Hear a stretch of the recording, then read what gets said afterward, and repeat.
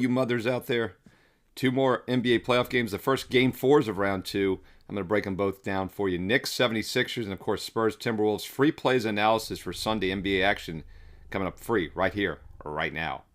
Hi, this is Steve Merril, WagerTalk.com, right back here on Wager Talk TV. And seriously, happy Mother's Day.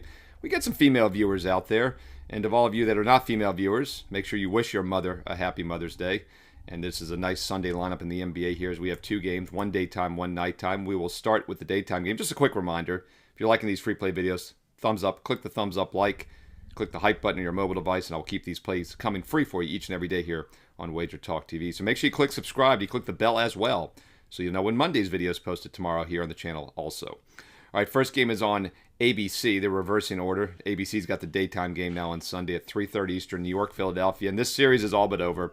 NBA teams down 0-3 do not come back and win four straight. It's less likely in the NBA than any other sport.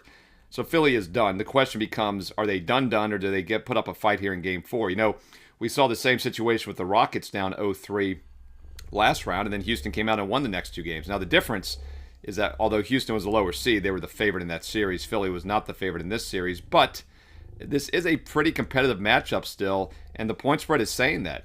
Line is only -1, 1.5. Philly went from 1-3 when Embiid was in the lineup in Game 3, so this is a couple point adjustment here based on the fact New York is in control, because historically speaking, teams down 0-3 in hockey or basketball do get swept. However, it's been a little less likely in recent years over the past couple decades, and like I said, in the last round, we saw the Rockets stave off elimination at home, and I think Philly can do the same thing here. I think Philadelphia does win this game and force a Game 5 back in New York, and while they were blown out in Game 1, they were very competitive in Game 2 the other night, and they cut it to within 4 in the second half in the eventual 14-point loss in Game 3. I think back at home still with some pride, they will show up and play here on Sunday afternoon. So I would take a look at Philadelphia plus the 1 to 1.5 as a live home dog in this game on Sunday afternoon. And of course, the big news is Embiid. He did return in Game 3 after missing Game 2. He's listed as available, so he is expected to play on Sunday. Anunoby is questionable with the hamstring. We'll see if he goes or not. You know, up 3-0, maybe they rest him more. The Villanova big three, whatever you want to call him, Josh Hart, Mikal Bridges, Jalen Brunson, of course, is always great. But if you're looking for someone that maybe regresses, I think it could be Mikal Bridges after the big game. What was it, 22 points, I believe, the other night in Game 3. So I think he's definitely due for some regression here. 23 points, actually, 8 for 14 shooting. Brunson was 11 for 22, but we're never looking to fade him. I'd be kind of neutral on someone like Brunson. Maybe fade Hart. He was 6 for 12, but he was 0 for 4 from 3. Bridges looks like the guy to fade here after scoring 23 points. We'll pull up his recent numbers here. Mikal Bridges, I think, probably regresses more than anybody on the New York side. His point total is around 15. His over-under is 15. Problem is, he's had 17, 18, and 23 the last three games in this series. But there again, I think he's probably due for a little regression. Philly will probably focus on him more. As far as the Philadelphia side, after the bad offensive showing, I would lean towards their team total over also. I keep waiting for New York to regress offensively. By the way, we did have an over-under best bet. I gave you a lean on the Sixers, but with the Embiid situation, I said it was kind of dicey. But I did end up using the under as a strong 4% best bet for my clients in Game 3 the other night, and it stayed well under the total. Only ended up at 202 under by 12 points. The total for this game, it was 214.5 for Game 3. It's now about 213, 213.5. Game 4s are tricky because you just never know at that team down 0-3 if they're going to come to play or not. I think Philadelphia does show up as a slight home dog. So you could look at the over 106.5. After a bad offensive showing, Philly probably due to bounce back. If they do cover this game, they're most likely going to go up and over 106.5 as far as the team total. Some Philadelphia players maybe we could spotlight here. Embiid, it's tricky. He had 17 shot attempts. It's hard to know how healthy he's going to be. Paul George had a lot of shot attempts, 18 shot attempts with Embiid in the lineup.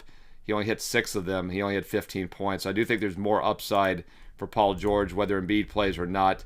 I would look at Paul George over 16.5 points. He had 19 and 17 in the other two games in this series, and he had 15 the other night. Despite shooting really poorly, still got to 15 or more in all three games. I think Paul George over 16.5 makes some sense, especially if Embiid ends up being limited now that they're down 0-3. And Tyrese Maxey, not Tyrone Maxey. Y'all had some fun with that. I slipped and said Tyrone. When I was growing up, it was Tyrone. Now everyone's Tyrese. Ty. We'll just call him Ty Maxey. He played 44 minutes, 8 for 12 shooting, 17 points. I would expect him, if the Sixers come and keep it close or maybe force a Game 5, got to figure Tyrese Maxey will have to do some heavy lifting. He's priced around 24.5. He had 26 in Game 2 when the Sixers were competitive. That's your daytime game, 3:30 Eastern on ABC Sunday afternoon.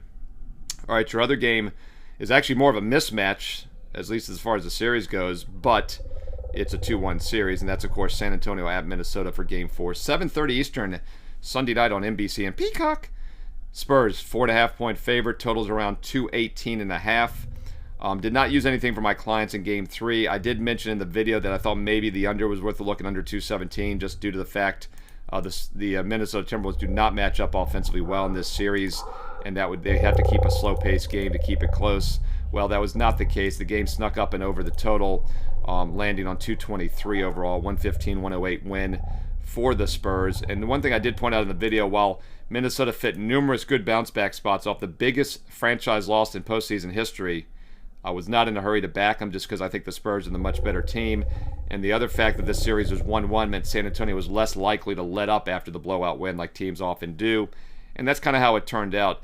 Minnesota kept it close early. Spurs had a 1-point lead after the first. The game was tied at halftime. Then they opened it up in the third. In fact, Minnesota was only outscored by a point in 3 of the 4 quarters. Only one quarter where they outscored by more than 1 point. So they actually played pretty competitive, but still came up short. So here again, the question is, can we trust the T-Wolves in a basic straight-up win situation at plus 4.5, plus 5? I would lean that way with Minnesota. Now that the Spurs have the 2-1 lead, back-to-back wins, maybe they let up a bit here. And I believe that was the first time in like over 7-8 games that the Spurs had won at Minnesota. Minnesota does have a strong home court, and they're still a good-sized dog here. So I would lean towards Minnesota plus the 4.5.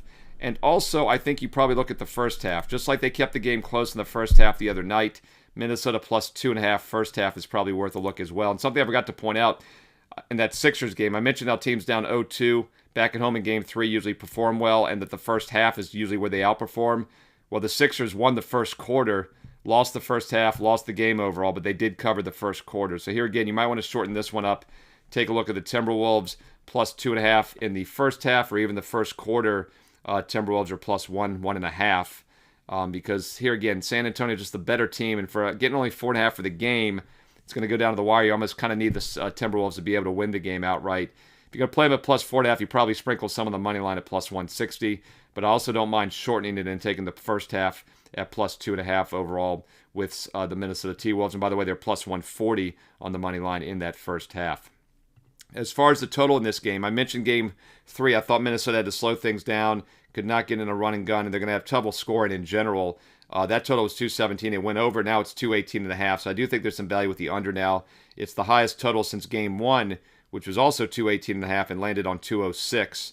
Minnesota scored just 102, 195, and 108 in the 3 games. So if you like Minnesota to cover, that's the way I would lean. I think it definitely correlates with the under as well. So that would get you looking at a San Antonio team total under, and Spurs' current team total is around 111.5. So Spurs team total under 111.5 is probably worth a look, especially after 2 outperformance games offensively by San Antonio. You look at the metrics in that game the other night in Game 3 on Friday, pretty even, a lot of statistical categories. Fast break points, Spurs are plus 6. Points in the paint, they were plus 8. That was really kind of the difference in the game. Minnesota did not get to the free throw line as much either. They had 12 less free throw attempts. I'd look for that to maybe even out a little bit in their second straight home game. And they only shot 38% from the field. So here again, I would lean under 218.5, lean Minnesota, and that would also get me on the Spurs team total under 111.5. If we're looking at the Spurs team total up and under 111.5, then we're going to probably look for some San Antonio players to fade. I'm never in a hurry to fade Wembanyama, although offensively, he had not done much in the first 2 games. He stayed under his point total. Then he had a breakout game in Game 3 with 39 points, 15 rebounds, and 1 assist. How crazy is that? Keep in mind, he had a triple-double in Game 1, in which he had only, 11 points, but he had more rebounds and assists, basically. He only had 1 assist in Game 3, but he had 39 points after scoring just 30 total points in Games 1 and 2 combined. He's priced around 26.5 once again. Do we dare play Wembanyama under? I think we can. He's a monster player. He does great rebounding, assists, but he doesn't always score a ton of points. In fact, the 3 previous playoff games, he had scored 19 or less in 3 straight games until the 39. So maybe we do play Wembanyama under 26.5. I even see a 27.5 shop around. That line's anywhere 25.5 to 27.5 on Wemby's total points. As far as somebody else that maybe overachieved a little bit, Vassell, 6 for 14 for the Spurs. Devin Vassell, he was only 1 for 6, though, from three-point range, ended up with 13. Stephon Castle could be an overplay, actually. He was just 3 for 11, and De'Aaron Fox was only 7 for 19. They only had 13 and 17 points. That's why Wemby had to do all the heavy lifting. So Wemby under, maybe Castle and Fox over could be worth a look on the San Antonio prop side. As far as Minnesota, Rudy Gobert, I mentioned how he's had some good games against the Spurs the past few years, which is so counterintuitive because Gobert usually doesn't do much. And against Wemby, you think you would do even less. But he had 7 shot attempts, made 6 of the 7, but only got to the free throw line once, still had 13 points. So Gobert maybe regresses, but he's a tricky guy to handicap. Someone I would look at here is Jaden McDaniels. We talked about him in the previous round, and I said how he underperformed the first few games of round 1. He finally had a breakout game. He was only 5 for 22 shooting on Friday night, but still finished with 17 points and still got up and over his 14.5. He's now priced at 15.5 after scoring 16, 12, and 17. But he's getting a lot of shot attempts. 22 shot attempts the other night, but he didn't shoot the ball well, which means he'll probably be open again. I doubt the Spurs are going to change anything. And keep in mind, the first few games against Denver, he struggled. Then he had a 20-point game, and then just 12 and 13. And then he had a huge 32-point game in Game 6 when DeSumo was out and Edwards is out. So obviously he got more looks there. But the big news is that McDaniels is getting shot attempts. Anthony Edwards, by the way, was back in the starting lineup.